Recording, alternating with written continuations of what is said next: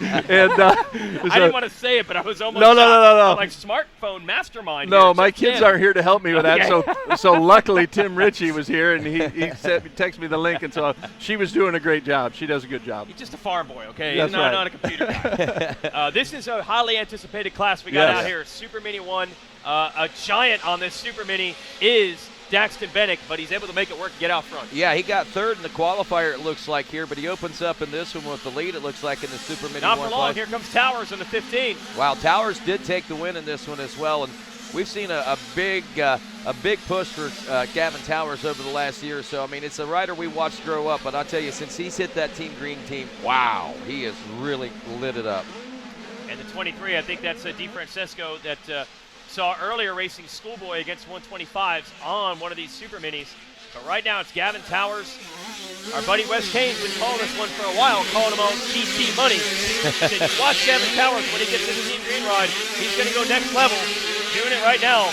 Jeff, you know how important it is. You get that confidence and the equipment all rolled into one. Absolutely, and for these guys, the start is so important. Yeah. I mean, I wanted to be here to watch this race in the 250A race. These kids are absolutely amazingly fast, and so, I'm rooting for the number 23. He's our guy. So let's see if he can work his way up. Well, he's making some passes there using the outsides. Early in our main events, we didn't see a lot of line choice, but now you're starting to see the outsides come into play, especially on the smaller bikes, to get over this double. They're able to huck it. Yeah, Ryder D not quite able to get to the backside, so I don't know, maybe that outside could come into play. Right now it's Towers, Bennick, Ivan Aldama on the number 7, DeFrancesco on the 23, Trick Rexroad top 5, then Jaden Clough, Dakota Allridge, Devin Sallow, Julian Balmer, and Jude Merlick. That's the top 10. A clear track is so important. You know, you get that start. You've got your own line choice. You can pick and choose whatever line you want. And if you're stuck in that pack, it makes it difficult to get around these guys. So you got to make quick moves. Well, I asked Tomac after the race Saturday, I'm like, where did that pace come from? And he said, honestly, I just needed to get to clean air. I think he felt he could have gone that fast all day, but he had to get around Marsha and Webb and Anderson. It took him 12 laps to finally have clean air, and then once he got it, it was next level. That's what we talked about earlier. Yep. He got in that clean air, and you can just see so much better, and your line choices are better, and you know where to judge that guy in front of you. You carry your speed into a corner and reel him in, and that's what happened. So we'll see if Ryder can do the same. Well, Ryder's starting to close that gap up. I've been watching this. I know the pressure's been being applied by Daxton Bennick. That's starting to stretch out a little bit up front there. But I think that Ryder's really starting to reel in that second, or was at least starting to reel in this, and is, as we take another look at this, that second place position. So we could see things change up a little bit. And interestingly, I see that Ryder actually DNF'd in qualifying yesterday. Oh, really? In the heat race here? Yeah. He started on the all complete outside on the start. He was last gate pick. Yeah, so that's impressive.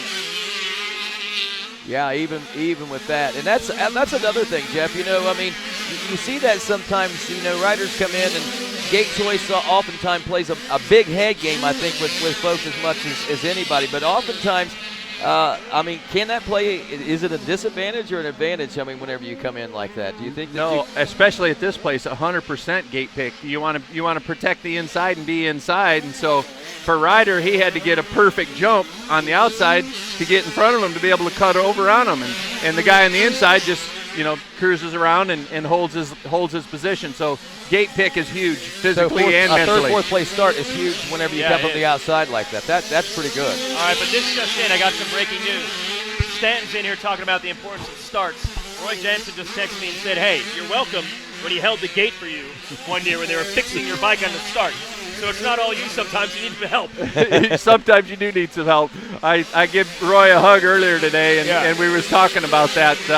I won 4 Supercrosses here in a row. On the 5th one on the parade lap, my linkage bolt broke on the parade lap. Jeez. And Roy Jansen literally held the start for like 5 minutes. Everybody's all mad, and they're beating a new bolt back in. It was this epic scene. And I was able to start. And with the adrenaline, it's crazy how it works out. The adrenaline, and they're beating the bike, and I'm standing there not knowing if it's fixed or not. My mechanic's like, just get on it and ride it. So I pull the whole shot, come around, I'm like jumping the triple going, is this linkage bolt even in? You know? So then the mentally thing you talked about. Okay. it was over from there. I mean, I salvaged the podium, but there was no 5. That's how the win streak ended. That's how the win streak ended. Oh, man. Yeah. Roy tried to keep it alive for you with a bitter end. You never know, man. So Towers right now, not a huge lead, but just enough. He's not quite he's the wheels, but DiFrancesco getting around Bennick. But the impressive thing is, I mean, he closed the gap on Bennick, but now look how much he's closed on. I mean, he's gone to within 1.6 seconds. The fastest lap that I've seen so far is just in the 57 range, about a 57.6 that I've seen Towers turn so far. 56.2 is what DiFrancesco turned last time around. Lappers are going to play a part in this for sure, just like we saw in John Grury's race with Tony. Lappers are going to play a part here, and so it's important for Towers to get by these guys and get some clean air. You know, DiFrancesco's had the big ride. Wow, he just closed up a ton right there on that long straightaway. And there's the lap traffic Jeff was talking about, too. Well, now it's wheel to wheel. Towers versus DiFrancesco and 5 other riders. Yep. Good luck. We'll see how aggressive Ryder's going to be. He may have to give him a little bump and run, just like we saw in that 45-plus class. Yeah, it got tight the last turn. It came down to it. Look at this. Towers is going to try to get everybody in one fell swoop. DiFrancesco on the 23 right there to battle for the lead. Oh, Towers able to get away with it. Yeah, being able to get both of them able to get through there. Oh, and one of the lap riders goes down. He's going outside to try to get over that a little cleaner. This will be interesting here. This next lap rider could spell maybe some trouble here for these riders. Nope, going to get out of the way. So now it's these two. It looks like it's going to be a shootout to the checkers for these guys now. We should be running out of laps here pretty soon. Big jump combo from DiFrancesco side by side as the white flag's coming out. Oh. Now he shoots to the inside. Whoa. Towers covers it. That was close. I thought he had the drive down the straightaway to make it happen.